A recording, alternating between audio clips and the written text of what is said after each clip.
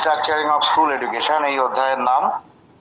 এখানকার যে learning outcomes, এখানকার যে প্রপোজাল বা রেকমেন্ডেশন এই অংশে এনইপি দিয়েছে, তাতে স্কুল এডুকেশনের জন্য একটি ন্যাশনাল কারিকুলাম ফ্রেমওয়ার্ক তৈরি করা দরকার।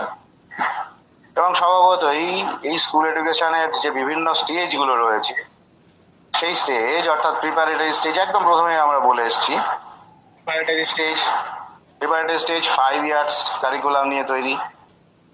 এই 5 ইয়ার্সের ফার্স্ট ইয়ার পর 3+ age of child, for 4+ age or 5+ age, এই 3 বছরের প্রাইমারি আর ক্লাস 1 and ক্লাস 2 এই মিলে 5 ইয়ার্সের যে কারিকুলাম আমরা বলেছি প্রিপারেটরি কারিকুলাম। এরপরে যে কারিকুলাম 3 কারিকুলাম তার নাম ক্লাস 3, 4, 5 এর আমরা বলেছি, সরি এর আগে যে কারিকুলাম, আমি বারবার এই জায়গাটা মিস করে যাচ্ছি, foundational curriculum pre primary and class foundational curriculum. এরপরে 3 বছর, এরপরে ক্লাস 3, 4 এবং 5 এর যে কারিকুলাম তাকে আমরা বলবো প্রিপারেটরি কারিকুলাম।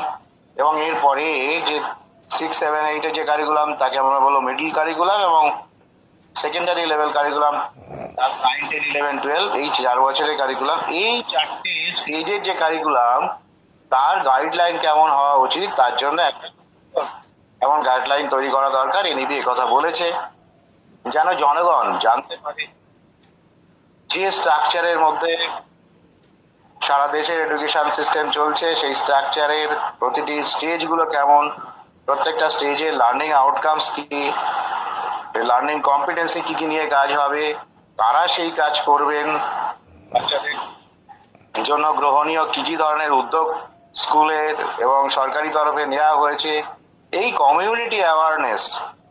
এবং টিচার নিজেও প্রত্যেকটি স্টেজের কারিকুলামে কি কি কাজ করণীয় সেটা যেন খুব ভালোভাবে জানে, তার জন্য একটা গাইডলাইন তৈরি করা।